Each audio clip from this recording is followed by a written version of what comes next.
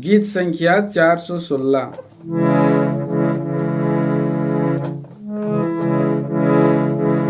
मेरे यीशु करुणा तू कर, तू करुणा का धनी है। दिन और रात मैं तुझको पुकारूं, विनती मेरी तू सुन ले। दिन और रात मैं तुझको पुकारूं, विनती मेरी तू सुन ले।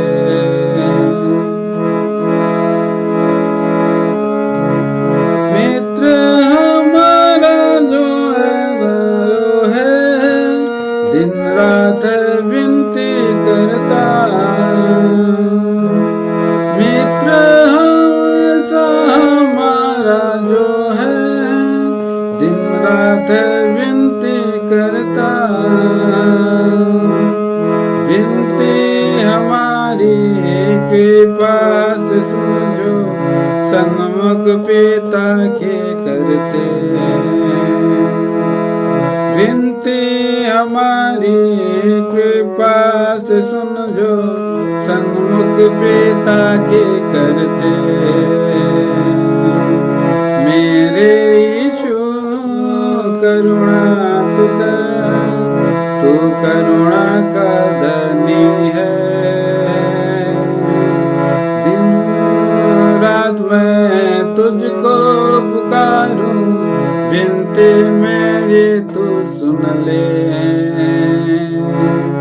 दिन रात मैं तुझको पुकारूं, विनती मेरी तू सुन ले।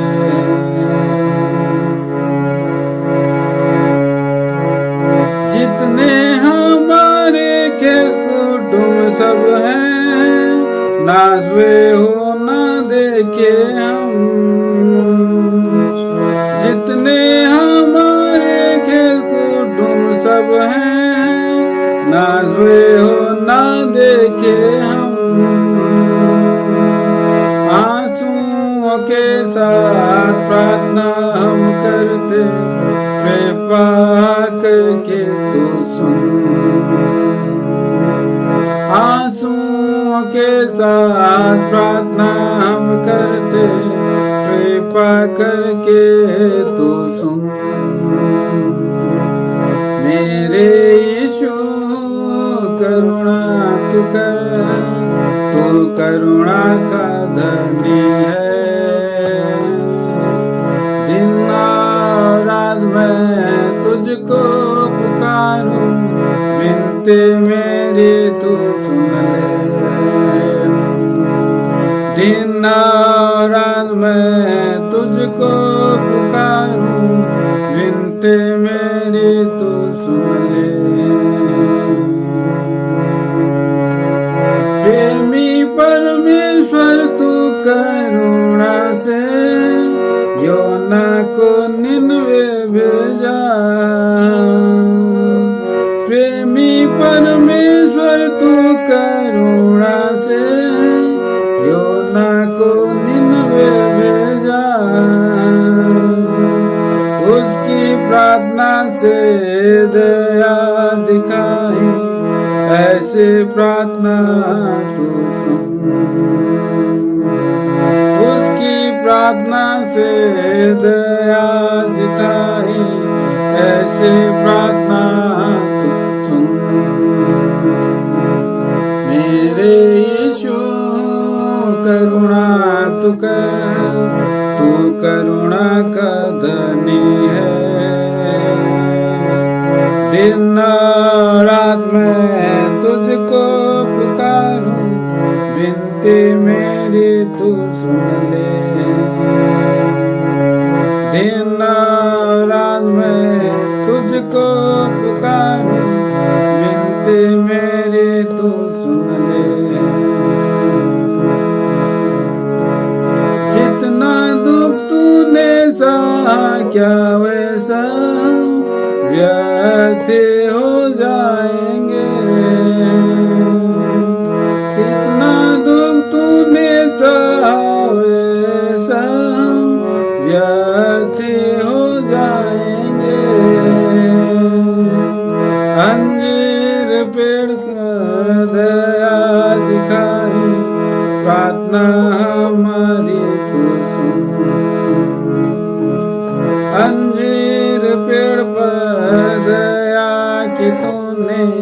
प्रार्थना हमारी तू सुन।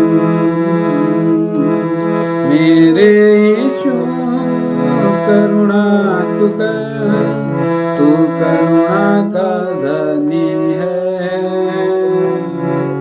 दिन और रात मैं तुझको पुकारूं, विनती मेरी तू सुन ले। दिन और रात मैं तुझको पुकारूं, विनती मेरी तू सुन ले। सदोम के न्याय से भक्त को तू कैसे बचाया था। सदोम के न्याय से भक्त को तू कैसा बचाया था। इब्राहिम की प्रार्थना जैसे सुनी थी, वैसे हमारी तू सुन। इब्राहिम की प्रार्थना जैसे सुनी थी, वैसे हमारी तू सुन। मेरे यीशु करुणा तू कर, तू करुणा का धनी है। दिन और रात मैं तुझको पुकारूं, विनती मेरी तू सुन ले। दिन और रात मैं तुझको पुकारूं, विनती मेरी तू सुन ले।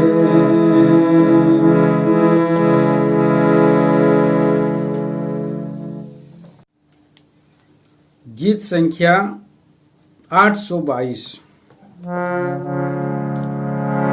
दयालु प्रभु यीशु, दिल से पुकारूं तुझे, विनती मेरी सुन ले। बीते दिनों की जो बड़ी हानि आत्मिक जीवन में हुई है। बीते दिनों की जो बड़ी हानि आत्मिक जीवन में हुई है। आया हूँ मैं तेरे पास, हानि तू भर दे। आया हूँ मैं तेरे पास, हानि तू भर दे। दयालु प्रभु यीशु, दिल से पुकारूं तुझे, विनती मेरी सुन ले। दयालु यीशु, दिल से पुकारूं तुझे, विनती मेरी सुन ले। अरबे अरेले हासिल गाजम ये टेटियों से। अरबे अरेले हासिल गाजम ये टेटियों से। संसारिता घमंड के द्वारा, संसारिता घमंड के द्वारा हानि हुई है। सुस्ती कड़वा जैसे छोटे पाप आत्मिक जीवन को भी गाड़े हैं। सुस्ती कड़वा जैसे छोटे पाप आत्मिक जीवन को भी गाड़े हैं। दयालु प्रभु से पुकारूं तुझे, विनती मेरी सुन ले।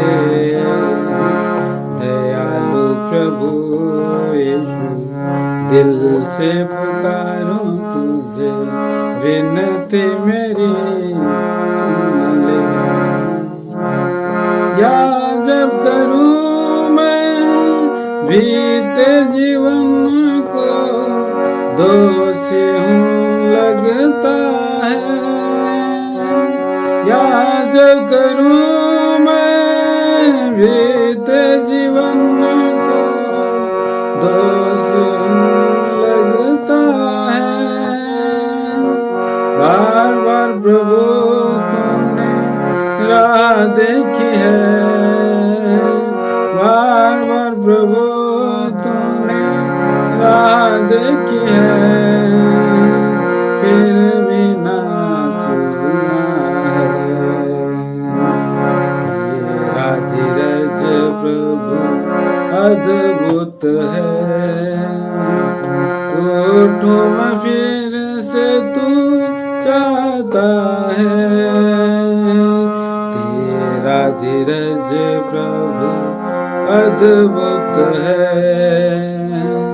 उठूं मैं फिर से तू चाहता है। दयालु प्रभु यीशु, दिल से पुकारूं तुझे, विनती मेरी सुन ले। दयालु प्रभु यीशु, दिल से पुकारूं तुझे, विनती मेरी सुन ले। पल पल मैंने कैसे बिताया, याद सब आती है। पल पल मैंने कैसे बिताया, याद सब आती है। लापरवाही बहुत हुई है, कदम पीछे गए हैं। तेरा प्रेम ना बदला है, आगे बढ़ूं तो चाहता है। तेरा प्रेम ना बदला है, आगे बढ़ो तो चाहता है।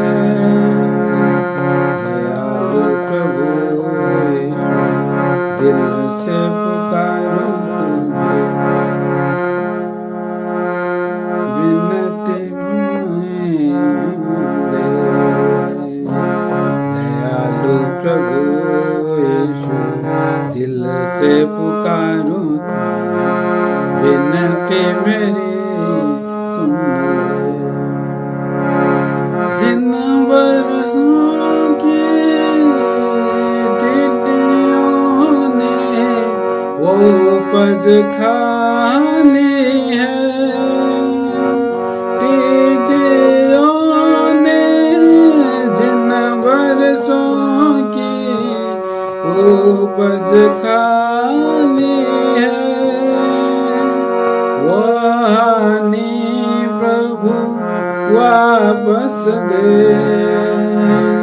वहानी प्रभु वापस दे, क्योंकि तूने कहा है वचन तेरे अटल है।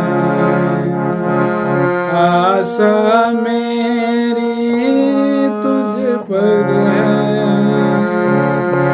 वचन तेरे अटल है। आशा मेरी तुझ पर है। दयालु प्रभु यीशु, दिल से पुकारूं तुझे, विनती सुन ले। दयालु प्रभु यीशु, विनती मेरी सुन ले। बीते सालों में जो बड़ी हानि आत्मिक जीवन में हुई है, बीते सालों की जो बड़ी हानि आत्मिक जीवन में हुई है। आया हूँ मैं तेरे पास, आने तू भर दे। आया हूँ मैं तेरे पास, आने तू भर दे।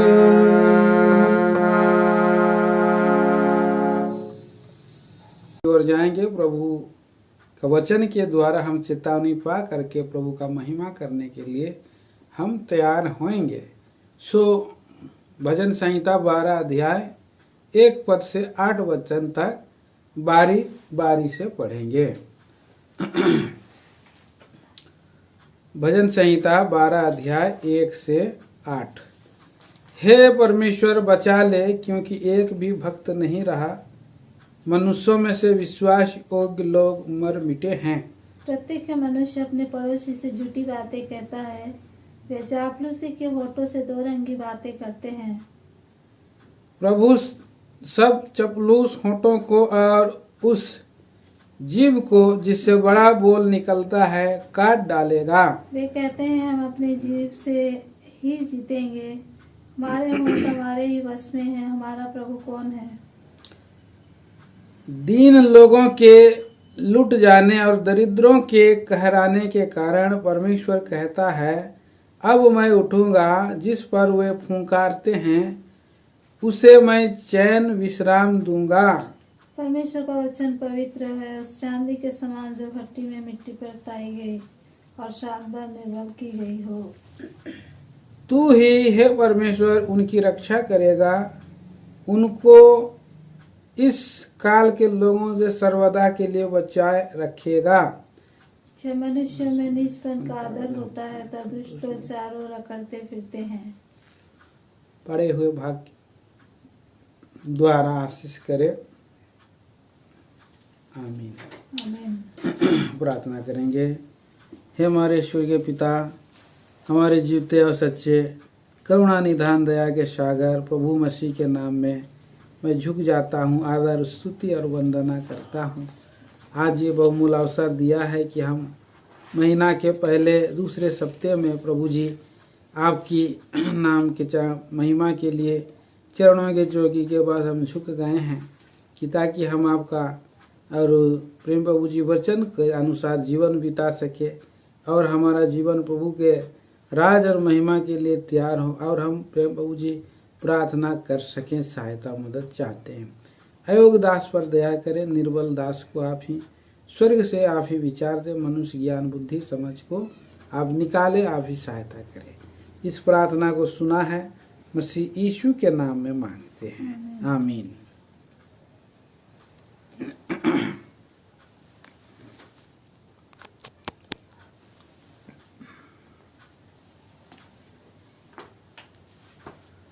भाई बहनों, यहाँ जो है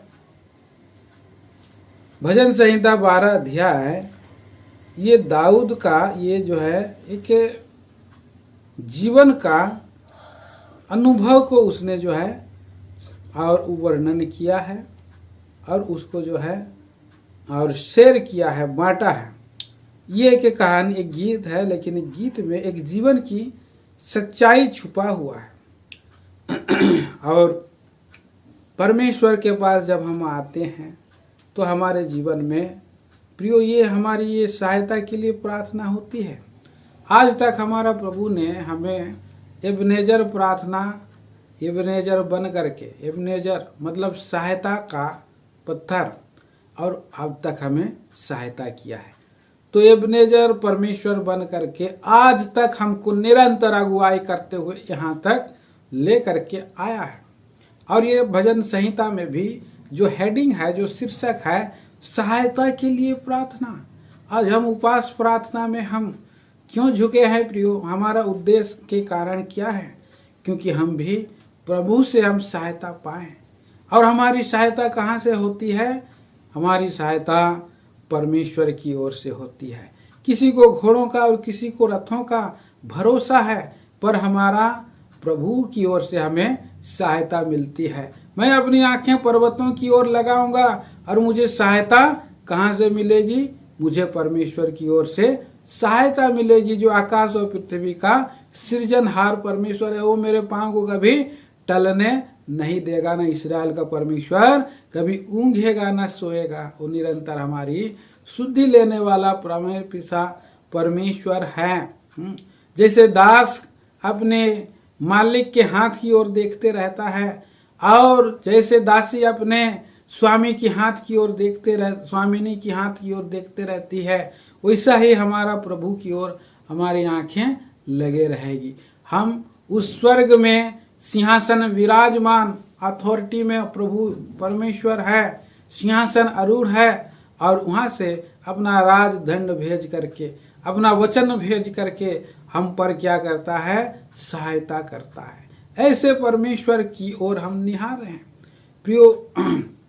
सचमुच में यहाँ पर हम देखते हैं कि हे परमेश्वर बचा ले, क्योंकि एक भी भक्त नहीं रहा। मनुष्यों में विश्वास योग्य लोग मर मिटे हैं। ऐसा ये दाऊद का विश्वास, ये सब प्रार्थना है। दाऊद देखता है चारों ओर क्या नजर आ रहा है। उसके पास जो है भक्ति लोग नहीं दिखाई दे रहे हैं, भक्त लोग नहीं रहे, दिखाई नहीं दे रहे हैं प्रियो। और अब विश्वास योग्य लोग मर मिटे हैं। कैसे? क्योंकि अंधेर चारों ओर दिखाई दे रहा है। अंधेर नगरी चौपट राजा की कहावत है, दुनिया की कहावत है, अंधेर नगरी चौपट राजा। लेकिन प्रियो, हमारा प्रभु स्वर्ग में आज भी विराजमान है। लेकिन यहाँ पर इस्राएली लोगों ने भी कई बार ऐसे परिस्थिति में गए कि वहाँ पर अंधेर ही अंधेर था चारों ओर। और ये बात हम यशायाह नबी की किताब 59 चैप्टर 59 59 अध्याय का में हम पढ़ते हैं। 59 अध्याय में और 11 वचन से पढ़ रहे हैं, पढ़ दीजिए। हम सब के सब वृक्षों के समान चिल्लाते हैं और पंडुके के समान च्यू च्यू करते हैं। हम न्याय की बाट तो जोते हैं पर वह कहीं नहीं, और धार की बाट जोते हैं पर वह हमसे दूर ही रहता है। क्योंकि हमारे अपराध तेरे सामने बहुत हुए हैं, हमारे पाप हमारे विरुद्ध साक्षी दे रहे हैं। हमारे अपराध हमारे संग है, और हम अपने अधर्म के काम जानते हैं। यस, हमने यहोवा का अपराध किया है, हम उससे मुकर गए और अपने परमेश्वर के पीछे चलना छोड़ दिया। हम अंधेर करने लगे और उलटफेर की बातें कही। हमने झूठी बातें मन में गढ़ी और कही भी है। न्याय पीछे हटाया गया और धर्म दूर खड़ा रह गया। सच्चाई बाजार में गिर पड़ी, सच्चाई की कोई अहमियत नहीं, बाजार में गिर पड़ी। और सिधाई प्रवेश नहीं कर, और सिधाई उसमें प्रवेश नहीं कर रही है। हाँ, सच्चाई खो गई है। और जो बुराई से भागता है वह शिकार हो गया। कितना बड़ा ये पाप और इन दिनों में दिखाई दे रहा है प्रियो। 9 पद में हम इस बात को पढ़ते हैं कि इस कारण न्याय हमसे दूर है और धर्म हमारे समीप नहीं आता। हम उजियाले की बाढ़ जोते हैं, परंतु देखो क्या है, अंधेरा ही बना रहता है। हम प्रकाश की आशा तो लगाए हैं, पर घोर अंधकार ही में चल रहे हैं। हम अंधों के समान दीवार टटोलते हैं, हम बिना आंखों के लोगों के सामने टटोलते हैं। हम दिन दोपहर ठोकर खाते हैं। तो यहाँ पर ये सब क्यों? क्या परिस्थिति आई है, क्या भयंकर परिस्थिति आई है, पाप के कारण ये आ गई है। मेरे मित्रों, मेरे भाई बहनों, इसीलिए यहाँ पर कह रहा है कि न्याय बिक गया है, धर्म दूर पर खड़ा रहता है और सच्चाई बाजार पर गिर पड़ी है। यहाँ नबियों के द्वारा पापों को, पापी लोगों के पापों की वो क्या हो रहा है, उल्हाना दिया जा रहा है, उल्हाना दिया जा रहा है। कोई धर्म से नालिश नहीं करता, तो ऐसा परिस्थिति है। भक्तहीन लोग, भक्त लोग नहीं रहे बोल रहा है। कितना ये इन अंतिम दिनों में हम देखते हैं कि प्रभु जो है भक्त लोगों को क्या कर रहा है, ले जा रहा है। भक्त लोगों को बुला ले रहा है, अपने पास भी बुला ले रहा है। और कुछ न कुछ प्रभु का दास के द्वारा कल हमने वचन सुना था। यहाँ पर देखिए, वहाँ पर बोला है कि प्रभु उस महिमा में प्रवेश करने के लिए क्या है, दुख में होकर के मनुष्य को जाना पड़ेगा। उस महिमा में प्रवेश करना है तो क्रूस लेना है, क्रूस का दुख उठाना है। और अवश्य है कि प्रभु यीशु मसीह भी और दुख उठाए, उसके बाद महिमा में प्रवेश करे। भक्त लोग उठा लिए जा रहे हैं। 57 अध्याय यशायाह नबी की किताब और उसका 57 अध्याय का पहला पद में हम पढ़ते हैं, धर्मी जन नष्ट होता है और कोई इस बात की चिंता नहीं करता। भक्त मनुष्य उठा लिए जाते हैं परंतु कोई नहीं सोचता। धर्मी जन इसलिए उठा लिया गया कि आने वाले विपत्ति से बच जाए। वह शांति को पहुंचता है जो सीधी चाल चलता है, अपनी खाट पर विश्राम करता है। आज हम देख रहे हैं करुणा के जो बीमार हैं, न केवल अन्य जाति पापी लोग, पर प्रभु के लोग भी, प्रभु के दास लोग भी प्रभु के पास पहुंचाए जा रहे हैं। कोई ना कोई बहाना। आप ये नहीं कह सकते हैं कि वो फलाना व्यक्ति ज़्यादा विश्वासी था और ज़्यादा पाप किया था इसलिए मर गया बोल करके क्या बोल सकते हैं प्रियो? नहीं बोल सकते। क्यों? प्रभु के पास हो जाएगा, लेखा लेने प्रभु ही देगा। और किस कारण से बुलाया है, किस कारण से बुला लिया? इसलिए भी बुला सकता है कि अपने भक्त मनुष्य को कि वो बुराई से जो है बच जाए, आने वाली विपत्ति से बच जाए, इसलिए प्रभु ने उसको बुला लिया। तो यहाँ पर हमने देखते हैं कि कैसे विश्वास योग्य लोग भी जो है कि चले जा रहे हैं। हम भी प्रार्थना कर रहे हैं। आज हमारी ये प्रार्थना हो रही है कि प्रभु जी बहुत सारे लोगों को जो कोरोना वायरस में बीमार हैं वो लोग ठीक हो जाएं, ये हमारी प्रार्थना हो रही है लगातार।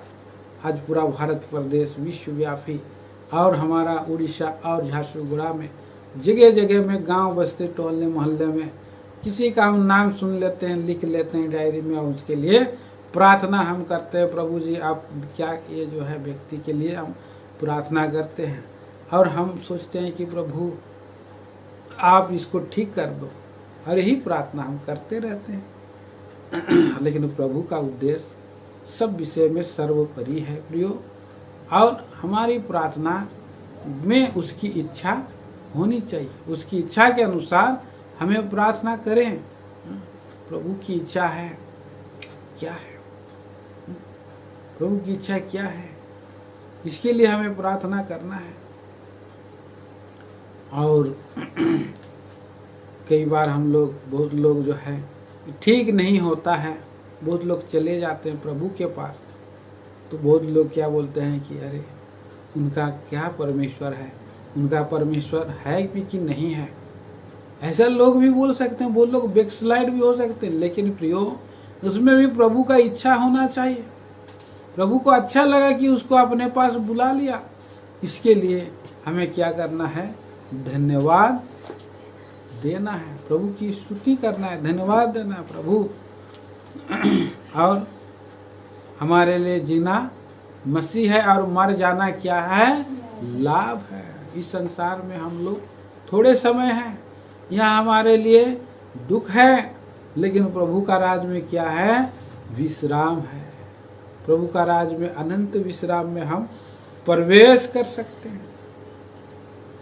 यहाँ पर प्रभु के लोग पर यहाँ पर जो मकसद से प्रार्थना कर रहा है, ये भजन संहिता 12 अध्याय में ये एक अलग एक नजरिया का प्रार्थना है, या मतलब एक अलग उद्देश्य या परिस्थिति में ये प्रार्थना कर रहा है। ये प्रार्थना जो कर रहा है कि बचा ले, हे परमेश्वर बचा ले, मुझे बचा ले, मेरे लोगों को बचा ले, विश्वास योग्य लोगों को बचा ले, मर रहे हैं। और ये कब प्रार्थना कर रहा है? कोई संकट में है, पीछे शत्रु पड़े हैं, आक्रमणकारी पड़े हैं, निंदा करने वाले पड़े हैं, झूठ बोलने वाले पड़े हैं, दो रंगी लोग पड़े हैं, वो उस भक्त के पीछे में पड़े हैं, और इसके लिए ये प्रार्थना कर रहा है। यहाँ पर एक भी भक्त नहीं रहा बोल करके यहाँ बोल रहा है, उसके सामने में दिखाई नहीं दे रहा। हाँ, जैसे हम देखते हैं कि पहला राजा की किताब में एलिया को उस समय चारों ओर अंधेरा दिखाई दे रहा था, क्योंकि एजबेल जो है, इजबेल रानी, उसने सैनिक भेज दिए थे कि मैं इसी घड़ी तक कल इसी घड़ी तक मैं इसका 24 घंटे के अंदर क्या कर दूंगा? एलिया को मार दूंगा, ऐसा बोला था। और वो भागा प्राण लेकर के।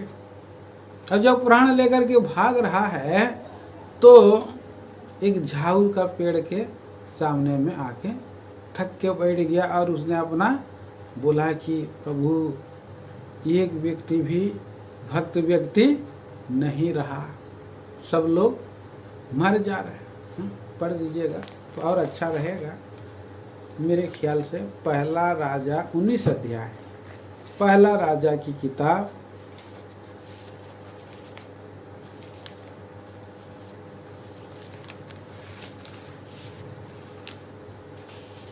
19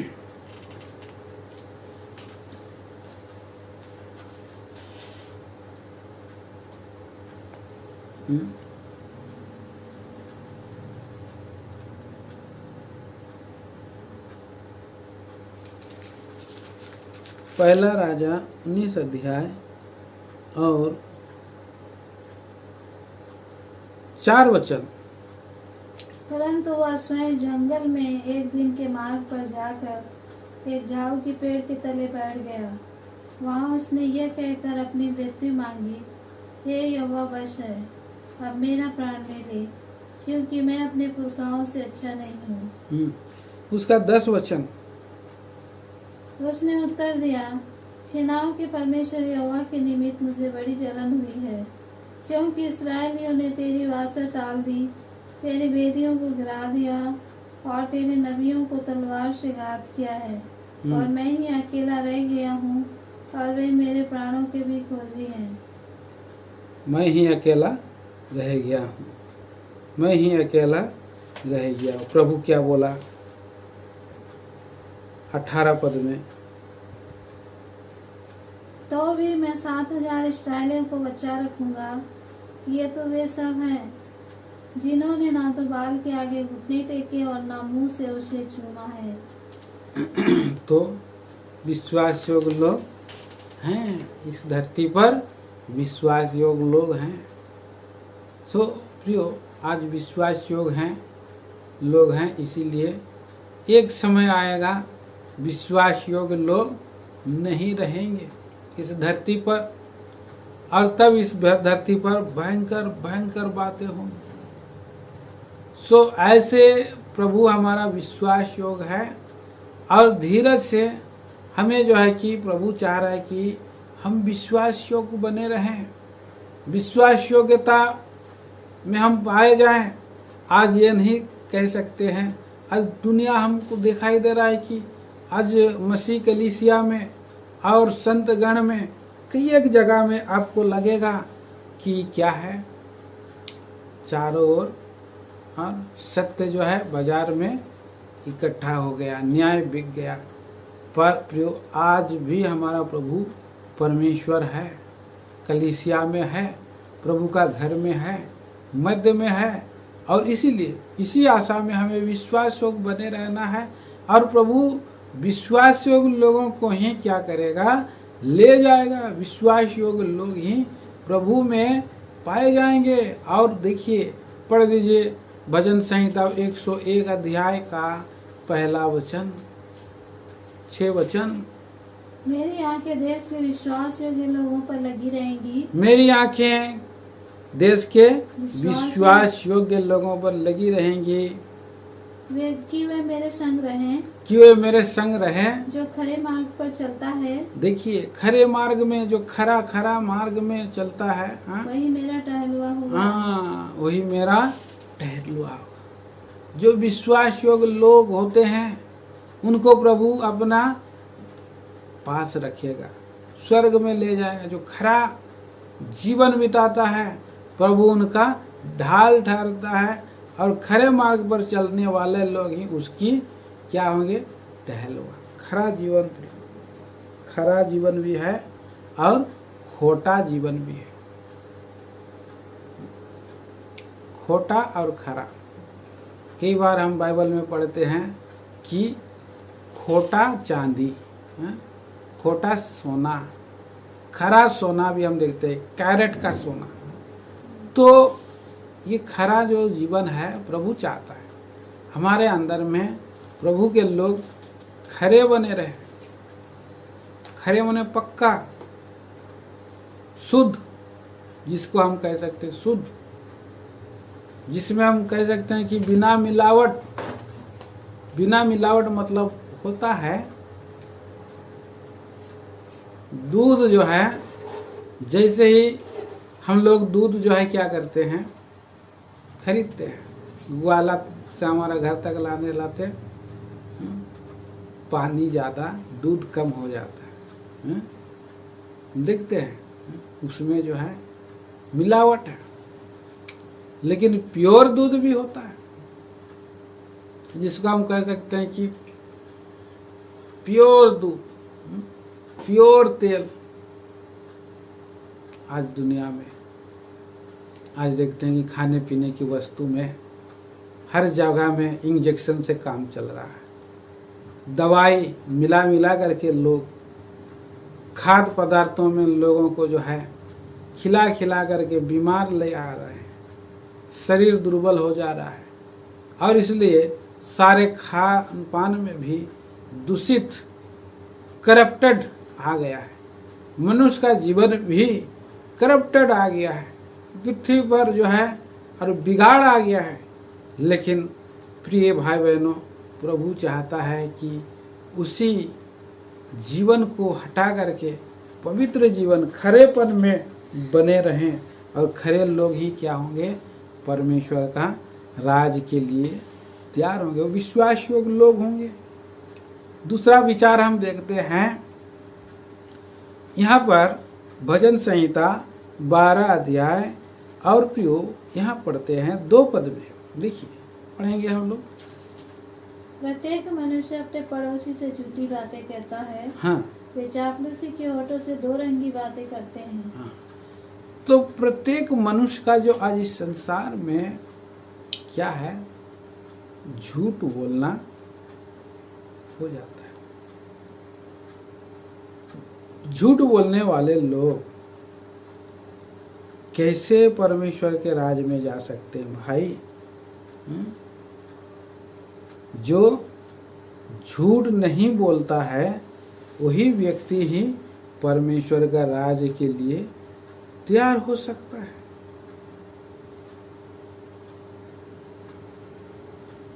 वही व्यक्ति। तो झूठ ना बोले। अगर झूठ बोलते हैं तो क्या होगा? हाँ? परमेश्वर का सियोन में जगह नहीं मिलेगा। 15 अध्याय सियोन के निवासी, भजन संहिता 15 अध्याय का 2 में क्या लिखा है?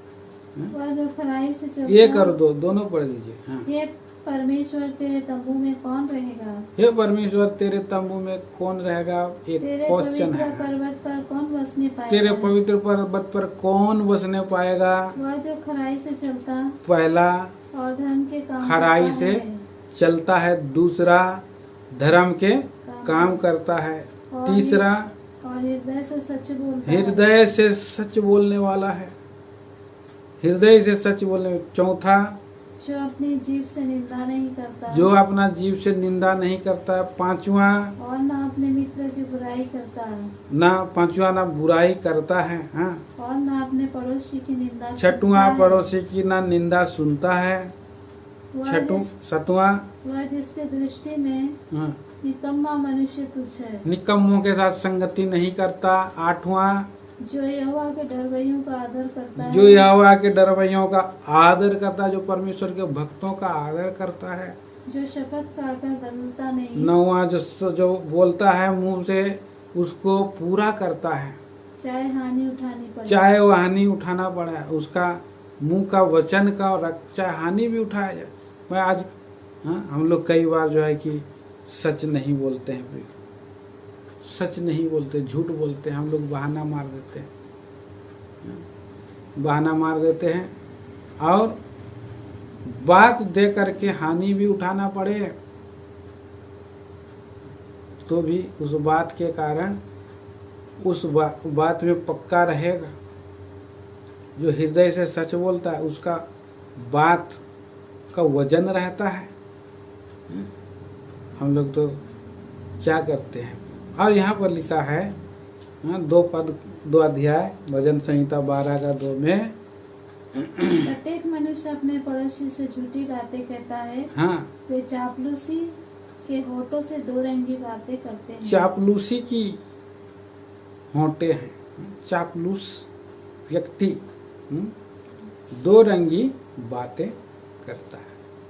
कई बार बात जो है ऐसे रहता है, दो तरफा रहता है। किसी को हम लोग मुंह के सामने में उसका इतना अप्रिशिएट करेंगे, इतना तारीफ करते हैं, इतना तारीफ करते हैं, थोड़ा अगर वो मुड़ जाता है पीठ पीछे क्या करते हैं, फिर उसका निंदा चालू करते हैं। दो रंगी बात है, बात घूम जाता है। और कई लोग जो है मीठी मीठी बातें करते, चपलूसी की बातें करते हैं। वे लोग कैसे होते हैं प्रियो? हम देखते हैं कि ये लोग जो होते हैं, भजन नीति वचन की किताब और पढ़ते हैं हम 26 अध्याय में हम पढ़ते हैं। 26 अध्याय का 23 में लिखा है और जैसा कोई चांदी का पानी चढ़ाया हुआ मिट्टी का बर्तन हो, जैसे कोई चांदी का पानी चढ़ाया हुआ मिट्टी का बर्तन हो, वैसे ही बुरे मन वाले के प्रेम भरे वचन होते हैं। हाँ, प्रेम भरे वचन होते, खाना फूसी के वचन, स्वादिष्ट वचन, चांदी के समान वचन, बुरे मन वाले के प्रेम भरे वचन। जो बैरी बात से तो अपने को भोला बनाता है, परंतु भीतर छल रखता है। उसकी मीठी मीठी बातों की प्रतीति ना करना, क्योंकि उसके मन में 7 घिनौनी वस्तुएं रहती है। चाहे उसका वैर छल के कारण छिप जाए तो भी उसकी बुराई सभा के बीच में क्या हो गई, प्रकट हो जाती। सभा में वो आपको धोखा दे देगा, आप ही के विरोध में मतलब आग उगल देगा। हाँ? आपको दोस्त बना करके और उलट देगा इस तरह से। और चापलूस के बात होते हैं जो चांदी चढ़ाई हुई है मिट्टी का बर्तन में, दूर से देखेगा कि ये चांदी का बर्तन है।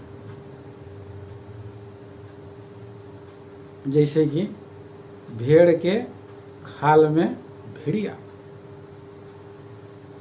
तो इस तरह की जो बातें हैं जोंक के समान होते। दो रंगी बातें मतलब जोंक का दो मुंह होता है, हैं? वो कहता है दे दे दे दे दे दे दे दे और दोनों तरफ पलट देता है बात को, इधर भी उधर भी पलट देता है बात। तो ऐसे लोगों को हम देखते हैं कि दो रंगी बात प्रभु के लोग नहीं करना है। दो रंगी बात नहीं करना है, सीधी खरा चाल चलना है। 3 पद में पढ़िए,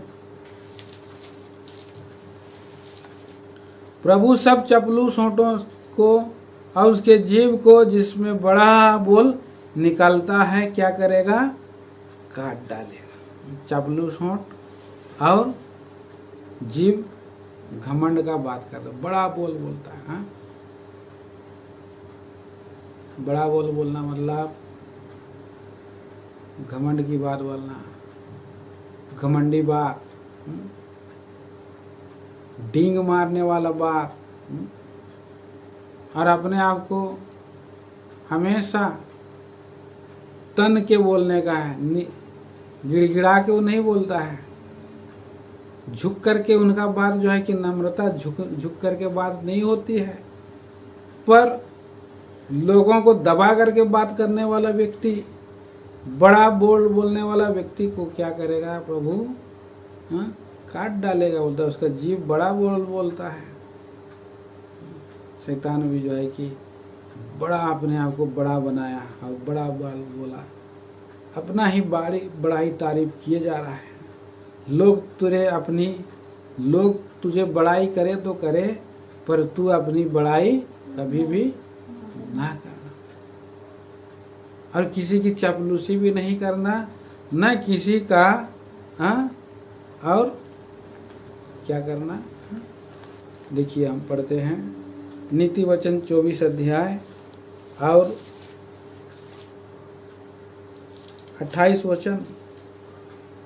व्यर्थ अपने पड़ोसी के विरुद्ध साक्षी न देना, अपने पड़ोसी के विरुद्ध न साक्षी देना, ना और न उसको फुसलाना। हाँ, उसको न फुसलाना, न उसका विरोध करना। कई बार हम लोग किसी को फुसलाते हैं, कई बार हम लोग किसी का विरोधी बने। व्यर्थ में सीधा उत्तर देना है। हाँ? सीधा उत्तर क्या होता है? होठों को चूमता है बोला। हाँ?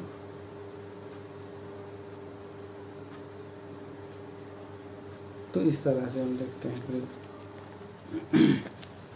और बड़ा बोल नहीं बोलना है। ये सब बातें प्रभु का वचन में हम देखते हैं। और आगे हम पढ़ते हैं 4 वचन पढ़िए। वे कहते हैं हम अपनी जीभ ही से जीतेंगे, हमारे होंठ हमारे वश में है, हमारा प्रभु कौन है? हमारा प्रभु कौन है? तो ये जीभ बहुत बड़ी बातें करती है। ये छोटी सी जीभ है और ये जीभ छोटा सा होने के बाद भी बहुत बड़ा जहाज को क्या करता है? अपने दिशा को बदल देता है। एक छोटा सा रडर होता है जहाज में सबसे ऊपर, और वो रडर से पूरा क्या कर लेता है? वो दिशा चेंज कर देता है जहाज का। एक पतवार लिखा है वहाँ पर याकूब की पत्री में, एक नाव के लिए क्या होता है? एक पतवार अपना दिशा बदल देता है। तो जीव को हम अपना बुद्धि से हम घुमाएंगे, इधर उधर करेंगे तो होगा। ये जीव से हम जीतेंगे तो होगा। प्रभु हमको जिताएगा तभी जीतेंगे। हमने अपने मुंह से नहीं जीत सकते। हमारे होंठ हमारे ये वश में है। हमारा प्रभु कौन है बोल करके हम अपना प्रभु हैं, लेकिन हम अपने आप को प्रभु बना लेते हैं, अपना हम हमारा प्रभु कौन है बोल करके हम लोग क्या करते हैं, प्रभु को इनकार करते हैं। और हम लोग हे प्रभु बोल करके भी प्रभु को इनकार कर सकते हैं। तो अपने जीव में हे प्रभु बोलेंगे और मन में प्रभु नहीं रहेगा, काम में प्रभु नहीं रहेगा, जीवन में प्रभु नहीं रहेगा। हम लोग हे प्रभु हे प्रभु हे प्रभु हे प्रभु बोलते रहेंगे तो कितना हमारा हानि हो जाएगी। इसीलिए ये जीव को क्या करना है, प्रभु यीशु मसीह आप मेरा जीव को आपके आत्मा में मुझे बांध लो। प्रभु का दास पिछले दिनों में इस बात को बता रहे थे कि कैसे हम अपने जीव को वश में कर सकते हैं। आत्मा के अनुसार हम चलाए चलते हुए ही इस जीव को कंट्रोल कर सकते हैं। और जैसे जैसे हम वचन को पढ़ते जाएंगे, अधिक उसको ध्यान में हम छुपाए रखेंगे, हमारा जीव में एक कंट्रोल आ जाएगी। जीव का कंट्रोल प्रभु ले लेगा और प्रभु कहाँ बोलना है सिखाएगा, कहाँ जोर से बोलना है, कहाँ चुप रहना है, सब प्रभु जो है हमें सिखाता है। आत्मा के अनुसार हम चल सकते हैं। प्रियो, कितना बड़ी बात है, कितना सुंदर बात है। कई लोग जो है कि फुंकार मार देते हैं। देखिए हम पढ़ते हैं 12 अध्याय, भजन संहिता 12 अध्याय और 5 पद पढ़ दीजिए। दीन लोगों के लूट जाने और दरिद्रों के कराने के कारण परमेश्वर कहता है, अब मैं उठूंगा, जिस पर वे फुंकारते हैं उसे मैं चैन विश्राम दूंगा। फुंकार मार दे रहा है। सांप क्या करता है, फुंकारता है, फूं कर देता है। तो मनुष्य के जो शब्द होते हैं जहरीले होते हैं, तलवार के समान होते हैं। जहर के समान जो है नीला नीला दाग पूरा शरीर को नीला कर देता है, पीला कर देता है, भूल नहीं सकते। पर ऐसा मनुष्य का जो है जहर होता है। फुंकारने वाले को भी प्रभु क्या कर सकता है, जहर को प्रभु काट सकता है। कैसे काटता है, 6 पद में लिखा है। पढ़े 6 वचन। परमेश्वर का वचन पवित्र है, परमेश्वर का वचन पवित्र है, उस चांदी के समान जो भट्टी में मिट्टी पर खाई गई और 7 बार निर्मल की गई हो। हाँ, तो इस तरह से हम देख सकते हैं प्रियो, एक तरफ 1 से 2 से 5 वचन तक हम देखते हैं कि मनुष्य और ऐसे मनुष्य जो झूठ बोलने वाला, चपलूस करने वाला, डींग मारने वाला और अपने आप को प्रभु, अपने आप को सब कुछ बनाने वाला और सांप के समान फुंकारने वाला, इतना प्रकार का ये जीव है और ये मनुष्य का जीव है। लेकिन दूसरी तरफ प्रभु परमेश्वर का जीव है, मतलब पवित्र है, वचन है। और ये वचन जो है, प्रभु का वचन कैसा है, पवित्र है। परमेश्वर का वचन कैसा है, पवित्र है। परमेश्वर का वचन सिद्ध है, मतलब उसे चांदी के समान भट्टी में मिट्टी पर ताई गई है, 7 बार निर्मल की गई। ये वचन जो है हमें मिला है। इसीलिए प्रभु के दास बोल रहे थे कल के दिन कि जो आत्मा के चलाए चलते हैं ना, उनके वचन जो है बहुत ही मनोहर होते हैं, कोमल होते हैं, मृदु भाव होते हैं। कितना सुंदर ये वचन जो है, उसमें जीवन रहता है। और इसलिए उसके वचन थोड़े होते हैं। जो आत्मा के अनुसार जो चलाए चलते हैं, गप्पाबाजी नहीं करेंगे। जहाँ ज़्यादा गप किया, जहाँ ज़्यादा जीव बोला, क्या हो जाता है प्रियो, वहाँ पर दुर्गति होती है, वहाँ पर जीव कंट्रोल से बाहर हो जाता है और बाद में पता नहीं चलता कि मैंने यहाँ पर फिसल गया। इसलिए किसी से हमें बात करने के लिए डरना चाहिए, ज़्यादा प्रार्थना करना चाहिए, प्रभु के चरणों के पास सारा बोझ चिंता डालना चाहिए। कई बार हम लोग सोचते हैं कि हम लोग प्रभु का दास को हम सब बता देंगे और हम बोलते रहेंगे, तो क्या होता है, कई बार हमारे मुंह से गलत बात निकल सकती है। हम किसी का तसल्ली पाने के चलते किसी के विरोध में भी बहुत बातें बोल सकते हैं। किसी को हम हमारा जीवन को संतावना देने के लिए कई बार हम दूसरों का बारे में भी कुछ बातें निकाल करके अपने आप को ढाढ़स दे सकते हैं।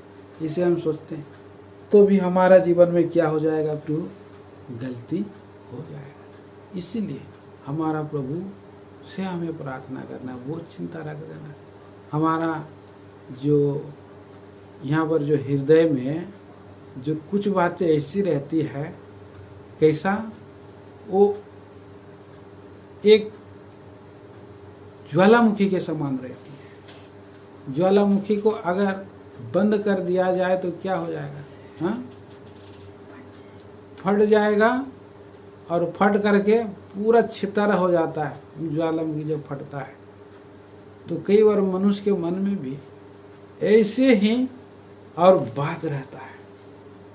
देखिए हम वचन को पढ़ते हैं, आयुब की किताब, और आयुब की किताब में हम पढ़ते हैं उसका मेरे ख्याल से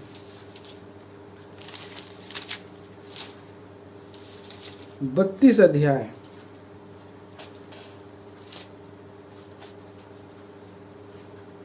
और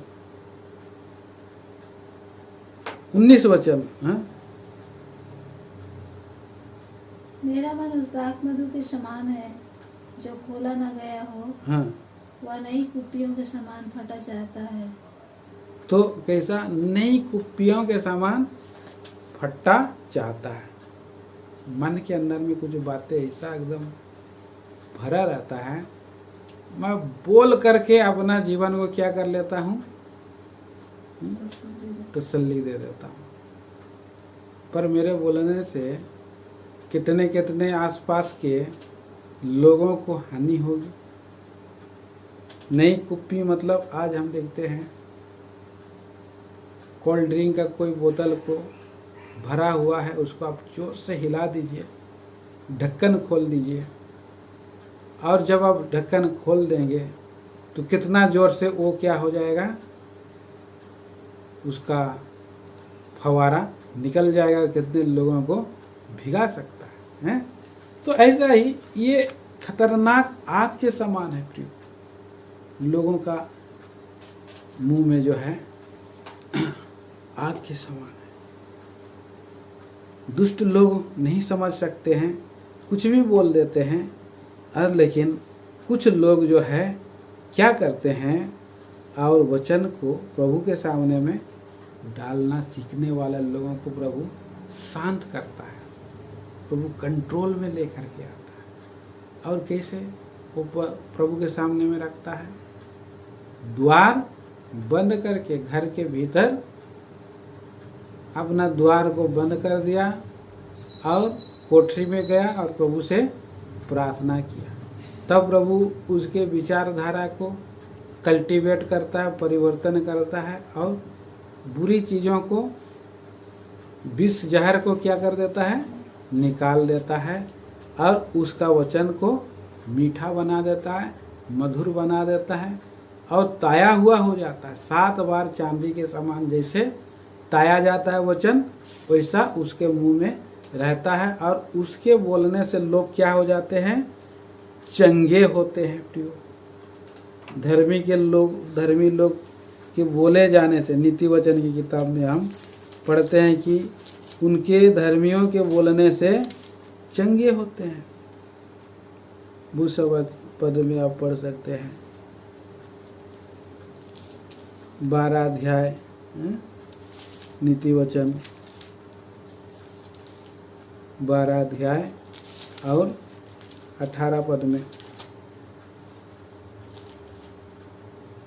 ऐसे लोग हैं जिनका बिना सोच विचार का बोलना तलवार के समान चुभता है, परंतु बुद्धिमान के बोलने से लोग चंगे होते हैं। बुद्धिमान के बोलने से चंगे हो जाते हैं।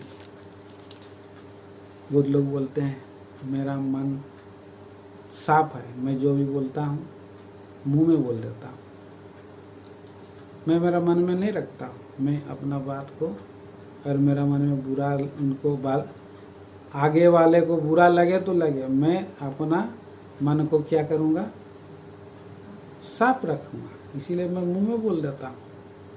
लेकिन आप मुंह में जो बोल रहे हैं, मुंह से आपका मुंह से निकल रहा है, वो आप चंगा दूसरे को कर रहे हैं या आप उसको चुभा रहे हैं, हाँ? और आप दूसरे को चुभा करके आप बोलते हैं कि मेरा ज्वालामुखी फट गया, मैं जो मेरा अंदर में था वो निकल गया, तो अगला पार्टी जो है तो दुखी हो गया ना, उसमें कड़वा जहर लग गया।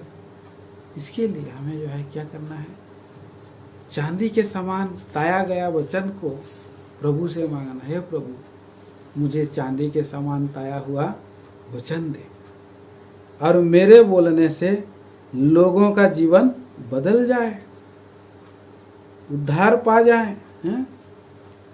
पढ़िए भजन, नीति वचन की किताब 10 अध्याय में लिखा भी है बहुत जगह में, धर्मी जन के वचन उत्तम चांदी के समान होते हैं, बोला। पढ़े 20 वचन। धर्मी के वचन तो उत्तम चांदी है, परंतु दुष्टों का मन बहुत हल्का होता है। धर्मी के वचनों से बहुतों का पालन पोषण होता है, परंतु मूर्ख और निर्बुद्धि होने के कारण मर जाते हैं। हाँ, और यहाँ बहुत सा जगह में उनके धर्मियों के वचनों से कितना लोगों का लाभ होता है। देखिए 31 पद भी, धर्मी के मुंह में बुद्धि टपकती है, धर्मी के मुंह से बुद्धि टपकती है, और उलट फेर की बात कहने वाले की जीभ काटी जाएगी। धर्मी का मुंह जीवन का सोता है बोलकर भी लिखा है ना। कहाँ है? यही नीति वचन में ही है। तो उसके मुंह में जीवन का सोता रहता है। तो इस तरह से ये हमारा प्रभु हमें जो है सिखाता है। हम परमेश्वर का राज्य में हम जाने वाले हैं। और क्या करते हैं मूढ़ लोग, क्या करते हैं, अपने पाप को अंगीकार करना नहीं चाहते। जहाँ कहीं हम चूक जाते हैं, हमारे अंदर में क्या रहता है, गर्व का अंकुर रहता है। 14 अध्याय पढ़ दीजिए, 14 अध्याय नीति वचन की किताब 3 पद पढ़ेंगे। 3 पद पढ़िए। मूढ़ के मुंह में गर्व का अंकुर है, मूढ़ के मुंह में गर्व का अंकुर रहता है, परंतु बुद्धिमान लोग अपने वचनों के द्वारा रक्षा पाते हैं। हाँ, बुद्धिमान का वचन के द्वारा रक्षा होती है। मूढ़ लोगों का मुंह में एक अंकुर निकले रहता है, अंकुर। मूर्ख लोग का मुंह एकदम गुस्सैल रहता है।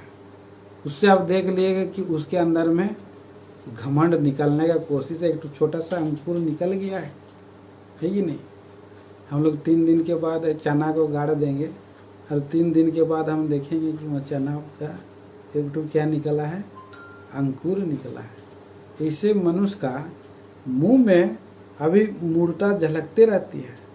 बुद्धिमान लोग क्या करते हैं, अपने मूढ़ लोग और एक काम करते हैं, अगर वहाँ पर गलती कर देते हैं तो क्या करते हैं, सीधे लोग मान लेते हैं और मूर्ख लोग नहीं मानते हैं। 9 पद पढ़िए। मूढ़ लोग पाप का अंगीकार करने को ठट्टा जानते हैं, परंतु सीधे लोगों के बीच अनुग्रह होता है। तो प्रियो, इसी तरह से हमें प्रभु का वचन में हम देखा आज कि जांचने की बात है। और हमारे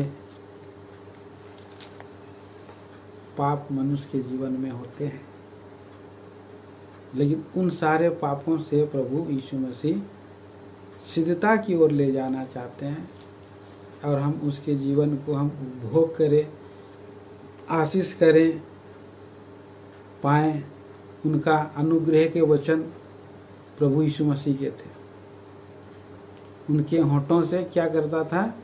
अनुग्रह की बातें निकलती थी। आइए एक पद और पढ़ देंगे। भजन संहिता 45 अध्याय। भजन संहिता की किताब 45 अध्याय और 2 पद। तो मनुष्य की संतानों में परम सुंदर है। हाँ, तेरे होठों में अनुग्रह भरा हुआ है। तेरे होठों में अनुग्रह भरा हुआ। अनुग्रहकारी परमेश्वर ने तुझे सदा के लिए आशीष दी है। हाँ, तो प्रभु सदा के लिए आशीष, और सदा की आशीष को हमें पाना है तो होठों पर अनुग्रह भरा हुआ। सुंदर है इसीलिए प्रभु अनुग्रहकारी है, सुंदर है प्रभु। परम मनुष्यों की संतानों में यीशु मसीह परम सुंदर, परम सुंदर। अगर आप दूध के समान गोरा है, आपका नाक भी सही है, आपका गाल भी फुला हुआ है, और आपका कान भी सही है, आपका आँख भी सही है, आपका दांत भी सही है, आपका मुंह भी सही है, लेकिन आपका जीवन में घमंड है, तो क्या आप सुंदर हो सकते हैं? नहीं हो सकते हैं। नम्रता एक सुंदरता का पाठ है। नम्र व्यक्ति सुंदर होते हैं। पिछले दिनों में प्रभु का दास भाई जीएस राव भी बता रहे थे कि एक नम्र व्यक्ति सुंदर होता है। तो हमारा प्रभु यीशु मसीह कितना सुंदर है, अनुग्रह भरा हुआ है, नम्र है, लादू के बच्चे के में सवार है, वो एक मेमना के समान है, एक कबूतर के समान है। कितना सुंदर है। हमारे जीवन में हम अगर मुंह से हम बहुत बोलते रहेंगे और हम सुंदर रहेंगे भी तो कुछ फायदा नहीं है। सो सुंदरता जीवन चरित्र में झलकती है। इसलिए शोभा तो झूठी और सुंदरता व्यर्थ है, लेकिन जो स्त्री यहोवा का भय मानती है वह उसकी क्या किया जाएगा? प्रशंसा की जाएगी। हम इस तरह से देखें। परंतु दुष्ट लोगों को अगर चांस मिलता है तो क्या करता? आखिरी में एक पद और भी था वहाँ, भजन संहिता 12 अध्याय में दुष्ट लोगों का आदर मान होता है तो क्या होता है? दुष्टता का, नीचपन का आदर होता है। दुष्ट लोग चारों ओर अकड़ते थे संसार में। प्रार्थना करेंगे। आइए प्रिय भाई बहनों, जहाँ कहें कि हम लोग शब्दों से, विचारों से और हमारे कामों से हमने भूल चूक किया है, अगर हम मान लेते हैं और उसको हम छोड़ देने का कोशिश करते, प्रभु सहायता मांगते हैं, प्रभु हमें सदा की आशीष के लिए तैयार करेगा और हम अपने प्रभु की इच्छा को पूरा करते हुए परमेश्वर के राज्य के लिए हम तैयार हुए। आइए इन विचारों के द्वारा हम अपने आप को जांचें पहले, तत्पश्चात हम प्रार्थना में समय बिताएंगे। इस रीति से आइए हम लोग जांचेंगे और लिंक में आकर के हम लोग जांचेंगे और उसके बाद हम लोग प्रार्थना में थोड़ा सा वचन पढ़ेंगे, फिर प्रार्थना में जाएंगे। आइए हम लोग लिंक में जाएं।